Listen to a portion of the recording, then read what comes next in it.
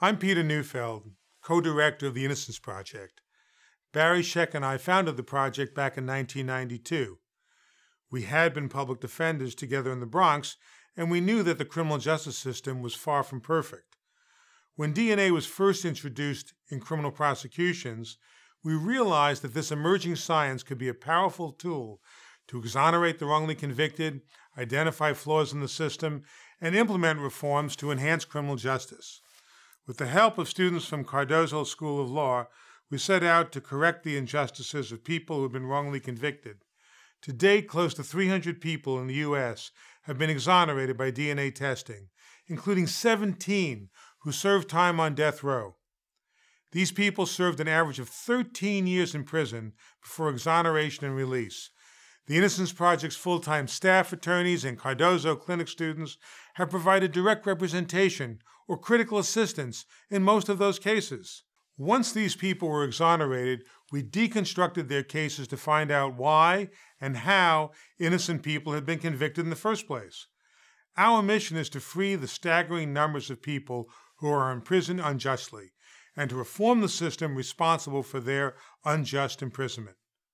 Today, we receive over 3,000 new requests for assistance each year. Our groundbreaking work to free the innocent has caused a fundamental shift in the way policymakers and the public view the criminal justice system. Each exoneration represents a learning moment to identify the problems in the system that not only led to the conviction of an innocent man, but also allowed the real bad guy to remain at liberty to commit other violent crimes.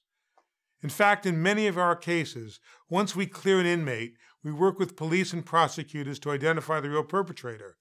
Invariably, that perpetrator committed other serious crimes before he was ultimately apprehended. Our impact has been unprecedented given our unique ability to protect the innocent while enhancing public safety. Through the stories of these courageous and inspiring exonerees, we have shown that wrongful convictions are not isolated or rare events, but instead arise from systemic defects. When we started the project, no states had laws guaranteeing access to post-conviction DNA testing. Thanks to our reform efforts, 48 states now have a post-conviction DNA testing law. Our work has been instrumental in identifying the most frequent causes of wrongful conviction. They are witness misidentification, false confessions, and the misuse of forensic science. Capitalizing on the work of scientists, enhanced by the emotionally powerful narratives of our clients, we are able, for the first time, to successfully implement new practices to improve identification procedures and police interrogations of suspects.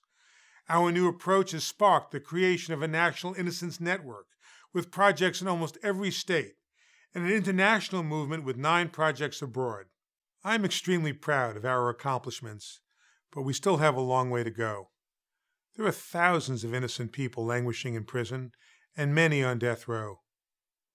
Although many of our reforms have been implemented in some jurisdictions, it will require a concentrated campaign, state by state, to extend our reforms throughout the nation. But never before have we had such an exciting opportunity to make such a difference in improving our criminal justice system.